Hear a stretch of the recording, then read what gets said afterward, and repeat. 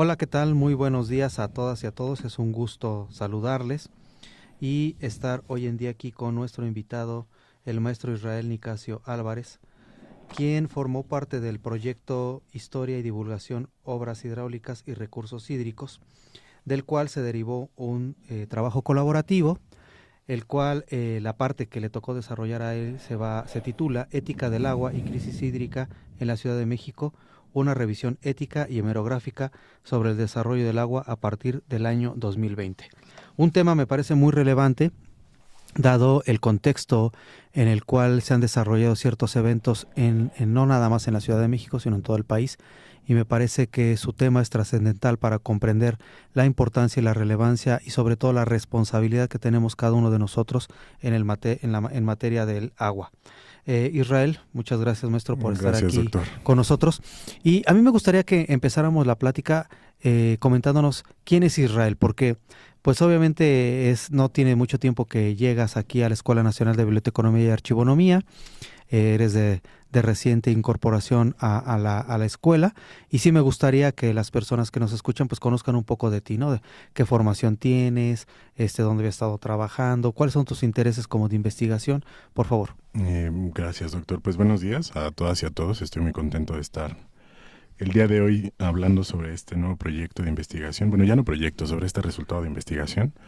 Y bueno, pues vamos a comenzar. Yo estudié la licenciatura en filosofía. Después estudié pues enseñanza de idiomas. Hablo inglés, francés e italiano. Y me especialicé en la enseñanza de idiomas, solo de francés prácticamente. Sí daba clases de inglés, pero la verdad es que no me gusta mucho, ¿no? Entonces preferí el francés. Eh, Perdí algunos años de formación académica porque me dediqué a viajar. O sea, estuve viviendo en Europa, en Sudamérica. Y cuando regreso de ese proceso de viaje, decidí hacer una maestría en historia en la UNAM. Pero en realidad a mí los temas que me interesan de la historia son todos los más cercanos al siglo XXI. Entonces me especialicé en historia contemporánea en la UNAM con una tesis sobre terror de Estado y prensa en Argentina. Lo que analicé fue el discurso de la prensa que apoyaba la dictadura del general Videla. Y después hice una especialidad en literatura mexicana en la UAM Azcapotzalco. También hice una formación en escritura creativa en el Instituto Nacional de Bellas Artes y Literatura. Y ¿qué más hice? Pues como que a grandes rasgos eso es lo que hice. He trabajado en la Universidad Autónoma de Tlaxcala. He trabajado en la Universidad Estatal del Valle de Catepec. He trabajado en escuelas privadas y en el Politécnico desde el 2017, perdón. Había estado pues muy cerca del Instituto Politécnico Nacional. Primero trabajaba para la Escuela de Turismo y de ahí me pidieron dar talleres y algunas actividades para alumnos de licenciatura y posgrado. Y posteriormente me incorporé ya aquí a la EMBA. Actualmente estoy haciendo un doctorado en estudios latinoamericanos en la UNAM. Creo que ese proceso de viaje de muchos años me sirvió para tomar decisiones actuales. Y entonces estoy especializándome en investigación del Cono Sur, igual sobre procesos represivos a partir de la prensa, pero mi población objeto de estudio pues es ya muy particular. Ya no solo es la prensa, sino qué dice la prensa sobre ciertos individuos que fueron perseguidos o violentados durante las dictaduras. Y eso es lo que estoy haciendo actualmente. Pues también escribo poesía y narrativa. Tengo 2 premios nacionales hasta el momento de poesía, uno en el 2023 y uno en el 2024, y tengo libros de literatura específicamente. Tengo 3 libros publicados y en proyectos académicos he coordinado 2 proyectos académicos y actualmente pues participo en este proyecto sobre recursos hídricos y estoy coordinando otro más que saldrá el año que viene. ¿Qué parte de Israel te gusta más? ¿El científico social o el poeta, el que escribe poesía? Me gusta la parte que se hace preguntas porque puedo vincular las 2 áreas. Eh, por tiempo, pues digo, ya no tengo 20 años, ¿no? Ni tiempo ni energía. Entonces, por tiempo, pues me tengo que dedicar en algunos ratos a escribir literatura y en otros ratos a hacer pues investigación académica y a dar clases, pero me doy cuenta que ambas me gustan. Sin embargo, la que he podido explotar más es la académica. Actualmente pues eso me permite pues desarrollar mis otros proyectos, me permite pues cuidar mi salud también, que creo que es muy importante porque alguien que se dedica a la investigación en la academia no puede tener problemas de salud tan graves porque eso limita incluso el acercamiento a las y los estudiantes. Actualmente yo creo que lo que más me disfruto hacer es investigación académica y la docencia. ¿Y cómo llegas a la EMBA, Isra? ¿Por qué la EMBA? Pues uno, porque ya estaba yo aquí en el Politécnico, y si bien trabajar en la Escuela de Turismo fue muy importante para mí, fue algo que me abrió el panorama, ¿no? En específico en historia del arte y temas de historia de México. Pero debido a la especialización que tuve en la maestría, yo sabía que me quería enfocar en algún área que tuviera que ver con el manejo de archivos. Porque para hacer mi tesis de maestría tuve que pasar un buen rato en Buenos Aires, viví un rato en Buenos Aires, y estuve trabajando en el Archivo Nacional de la Memoria, que está en la Escuela Superior de Mecánica de la Armada, que fue un centro de detención y tortura. Y ahí, pues, yo estando haciendo la investigación en el archivo, me di cuenta que no sabía cómo trabajar con un archivo, no sabía el proceso para acercarse a un archivo. Desafortunadamente eso ya lo vine a aprender después, ya cuando terminé la maestría. Yo creo que si lo hubiera sabido antes, hubiera acabado rapidísimo la tesis. Bueno, entre comillas, ¿no? Y cuando surge la oportunidad de venir a trabajar a la EMBA, de que aparte fui bien recibido. O sea, lo que más me gustó fue que las personas que me recibieron, la gestión que me recibió, se preocupó por ver de qué manera podíamos integrar las habilidades que yo he desarrollado con lo que viene haciendo la EMBA, ¿no? Actualmente, que me parece que ha dado un giro muy interesante en su manera de proceder para con la academia. Entonces, eso fue lo que provocó que me interesara trabajar aquí en la EMBA, y lo que me ha permitido pues también desarrollar mucha investigación que, si bien no ha salido a la luz, está esperando ser ordenada para poderse publicar. ¿Qué percepción has observado en los estudiantes de la escuela? Porque ¿das clase en Biblia y Archivo o nada más en Archivo? He dado clases en las dos carreras, pero principalmente en Archivo. Y he dado clases en los dos modelos, en el sistema presencial y en el que es a distancia. En el sistema presencial, la verdad es que noto que hay como cierto interés, pero también cierta apatía, ¿no? Por participar de la archivonomía. No sé bien a qué se debe, no sé si es una cuestión como de percepción social, o no si es como una cuestión, no sé si es una cuestión también de la edad. O sea, de repente los estudiantes a los 18 o 20 años, pues estamos en muchas cosas más que estar en la escuela, ¿no? Además, creo que el ritmo de la escuela se ha tenido que modificar de manera abrupta, porque pues antes pues no pertenecíamos al poli, y ya después sí, y pertenecer al poli exige no solo una participación de la comunidad, sino ritmos de trabajo más fuertes, más vertiginosos. Pero también noto en los estudiantes que tienen mucha curiosidad, muchísima curiosidad por acercarse a fenómenos, a temas, a investigaciones que no son las tradicionales de archivo, de la gestión de archivos, ¿no? Actualmente los estudiantes, veo que también algunos participan en proyectos culturales, académicos, de investigación, de promoción también de la misma escuela, y eso me hace pensar que pues no tengo una idea global, pero sí hay como ciertas impresiones de la comunidad estudiantil. Con respecto a la comunidad en línea, pues ya son personas, por lo general tienen más de 30 años, no todos, pero el hecho de tener más de 30 años implica que ellos o ellas se integraron a la escuela después de un proceso, por ejemplo, de creación de su familia, del cuidado de sus hijas e hijos, ¿no? De ya cuando se pueden ir a la prepa solos, ya las alumnas que ya son mamás, pues deciden estudiar algo que querían estudiar desde muchos años atrás, ¿no? Por otro lado, veo que también hay personas que ya tienen otras carreras y que les interesa la archivonomía para su desarrollo profesional, y porque eso les va a permitir crecer dentro de las instituciones a las que pertenecen. Entonces veo una participación más activa, veo una participación más disciplinada, pero pues es el registro natural del sistema al que pertenecen, ¿no? Eso es lo que pienso. Te ha tocado, ya casi vamos a Sí. tocar el tema importante, pero creo que sí es muy necesario que para todas las personas que nos escuchan conozcan esta parte de como organizador de eventos académicos. Sí.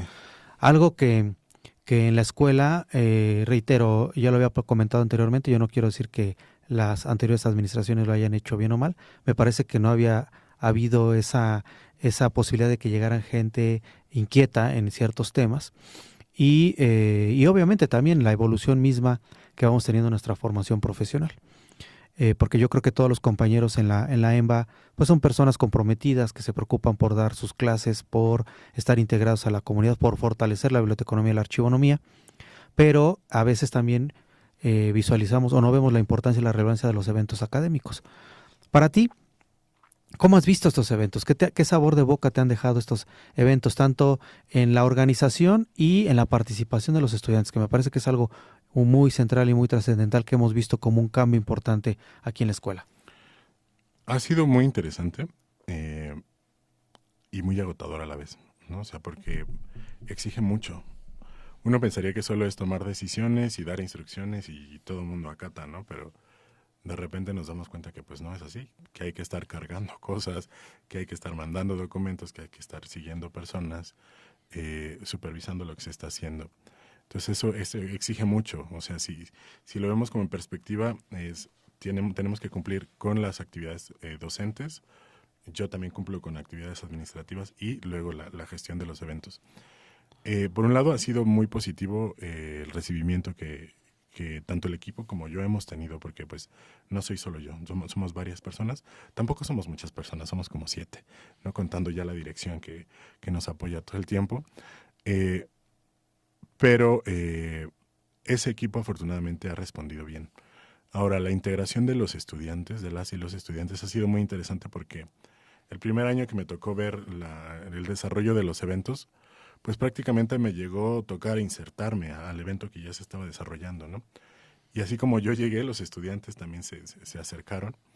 eh, y ese creo que fue el día del bibliotecario, en el 2023, cuando me tocó verlo. Entonces, pues yo corrí para todos lados como corrían los estudiantes. Eso me dejó mucho aprendizaje, porque ese mismo año se llevó a cabo la Expo Industria de la Información, la primera aquí en la EMBA y la primera en el Poli, porque no hay una Expo Industria, no ha habido antes. Eh, y ese prácticamente lo organizamos entre 4 personas, ¿no? Y pues ese evento sí no recibimos apoyo de los estudiantes y prácticamente como de 3 docentes. Todo lo gestionamos en un mes y afortunadamente salió bien, pero eso permitió, uno, aprender y dos, lograr conocer cuáles son las rutas para solicitar el recurso, porque ese primer evento se hizo prácticamente sin recurso, ¿no? Y ya los demás eventos, pues sí han tenido más participación estudiantil, pero porque ellos mismos ven que sus compañeras o compañeros participan, se interesan, preguntan, entrevistan a un montón de personas, ¿no? Participan incluso de la difusión, de la publicidad de los eventos y me parece maravilloso que cada vez más la comunidad de la EMBA, por parte de los estudiantes, tiene mayor iniciativa. Y eso a mí me hace ver que esa iniciativa no solo responde a una exigencia como estudiante, sino a una movilidad comunitaria.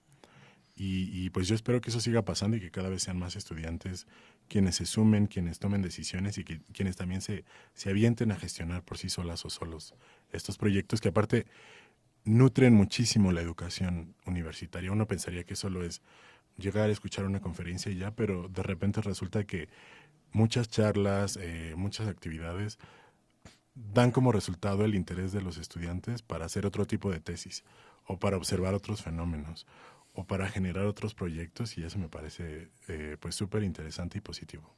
Muy bien, muchas gracias. Y ahora sí vamos al tema ética del agua y crisis hídrica en la Ciudad de México, una revisión ética y hemerográfica. Sobre el desarrollo del agua a partir del año 2020, es el título completo. ¿Cómo surge la idea de este tema, Israel? ¿Por qué este tema? Pues cuando surge la invitación a participar en el proyecto de recursos hídricos, una de las condiciones o de las solicitudes era que se propusiera un tema de investigación, que pudiera dialogar con otras áreas.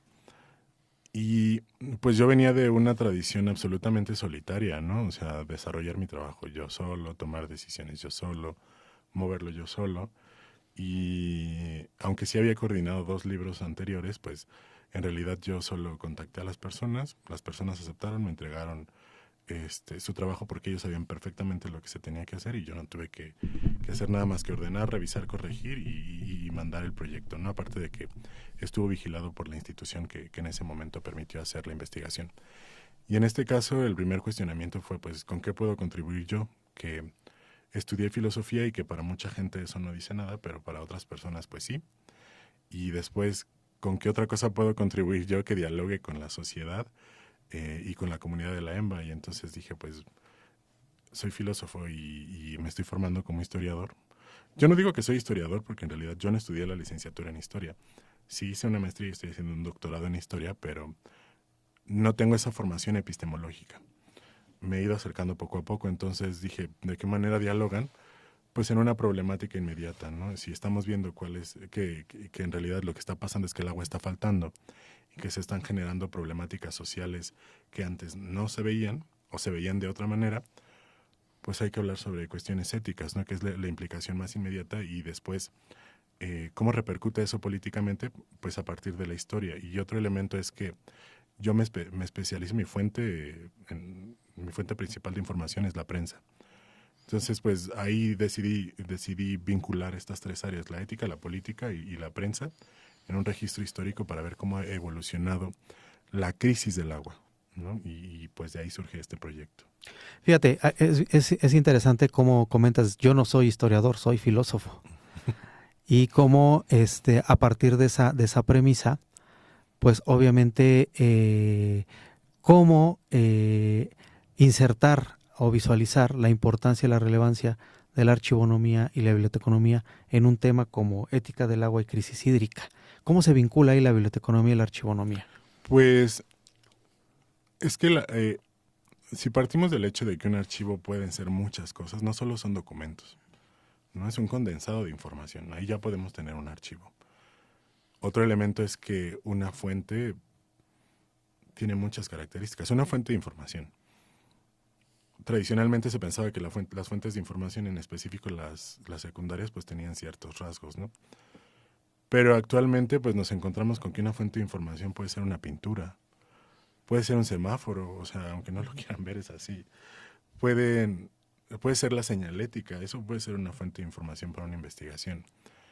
Entonces, yo partí de esa idea principal, o sea, yo no quería que mi fuente fuera únicamente documentos. ¿Por qué? No sé, o sea, en realidad es que no quería, punto, o sea, no tengo otra justificación. Y dos, porque siempre me estoy metiendo en problemas epistémicos, yo solito, ¿no?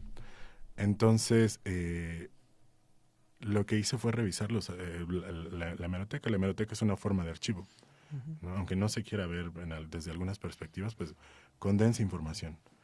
Entonces, poder revisar la hemeroteca o tener acceso a las fuentes de Internet, pues me permitió explotar el archivo desde otra área que no fuera tan tradicional.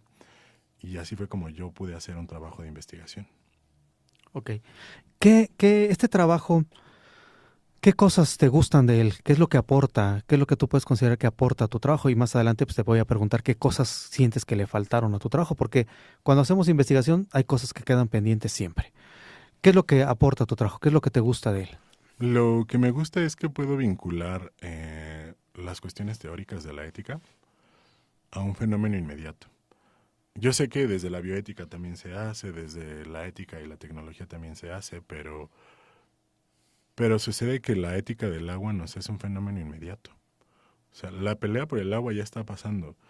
Y hace 5 años uno no pensaba que en ciertos contextos se iba a dar esta pelea por el agua, esta desigualdad por el agua, y resulta que sí, ¿no? Entonces, de lo que me fui dando cuenta tanto con la investigación teórica como con la investigación hemerográfica, es que la crisis del agua ya afectó a todos los contextos, ¿no? A todas las regiones de la Ciudad de México y a todos los contextos socioeconómicos. Yo me enfoqué en la Ciudad de México, pero me atrevo a decir que de todo el país. Eh, y hacer esta revisión hemerográfica y contrastarla con este objetivo de lograr un bienestar común, eh, me puso a pensar en cuáles eran las discusiones que se hacen presentes actualmente sobre la lucha por el agua.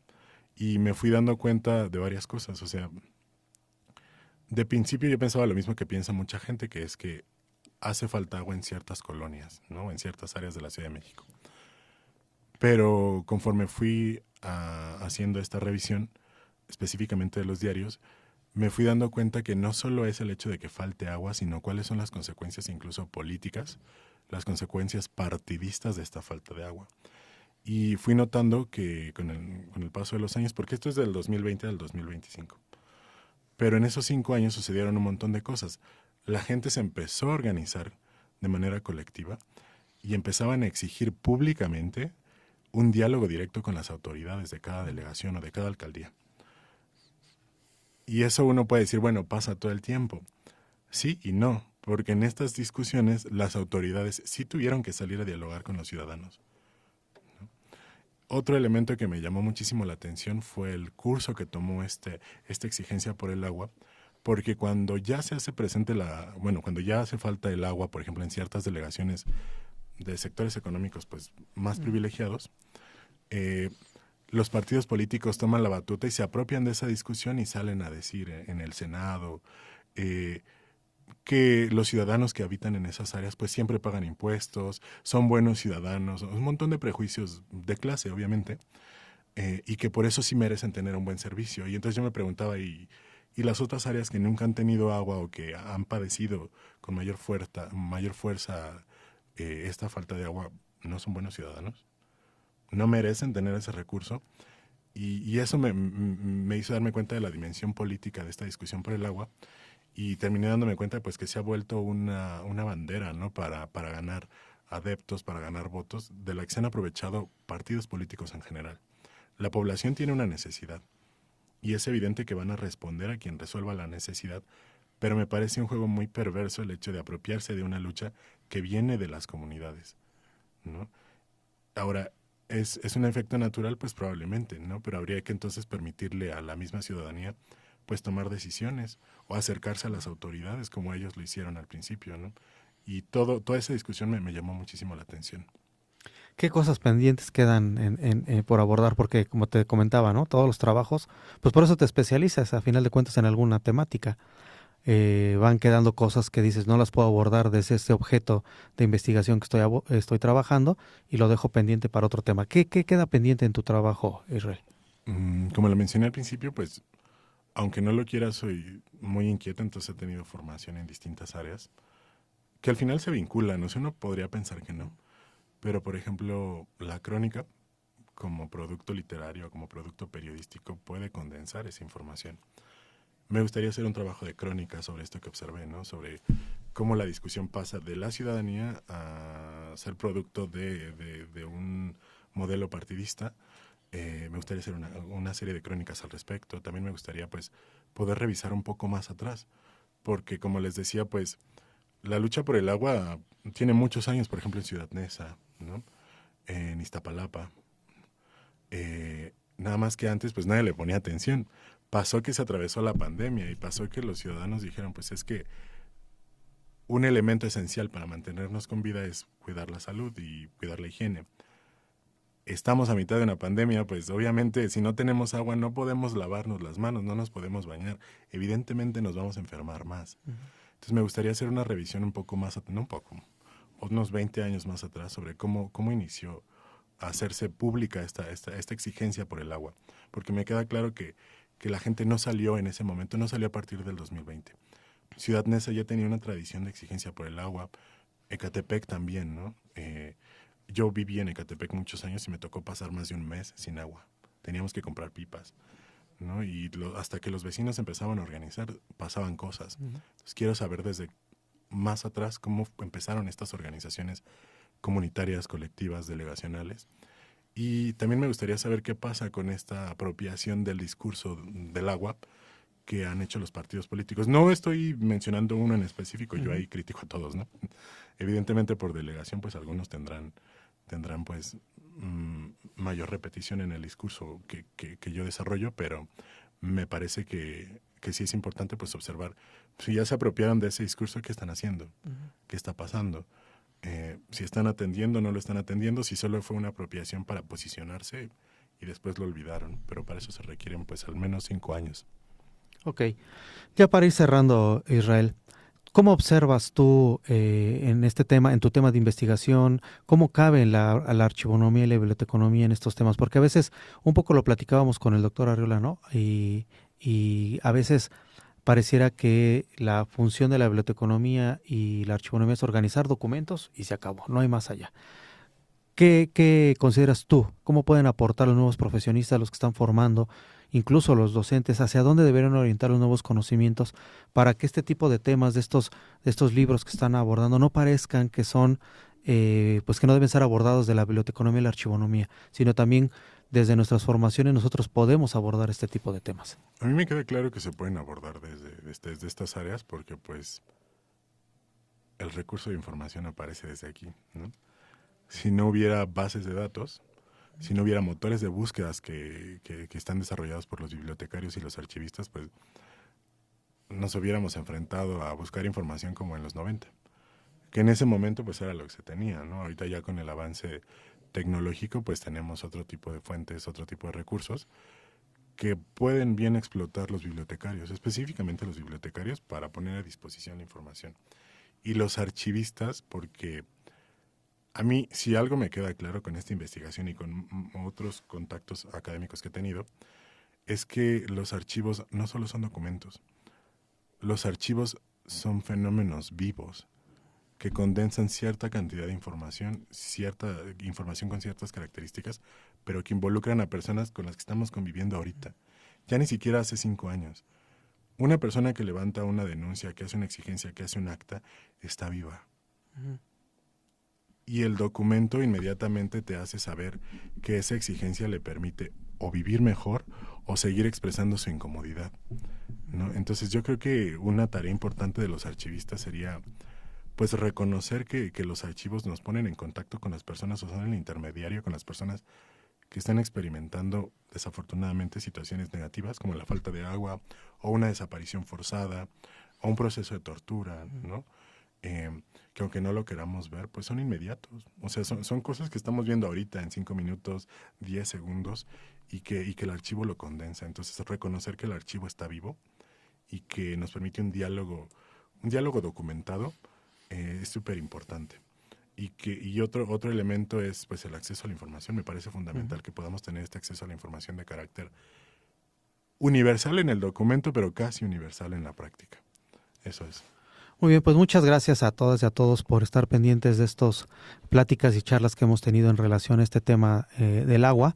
Le agradecemos al maestro Israel Nicasio su participación y nos vemos en las próximas pláticas que tendremos al respecto. Saludos.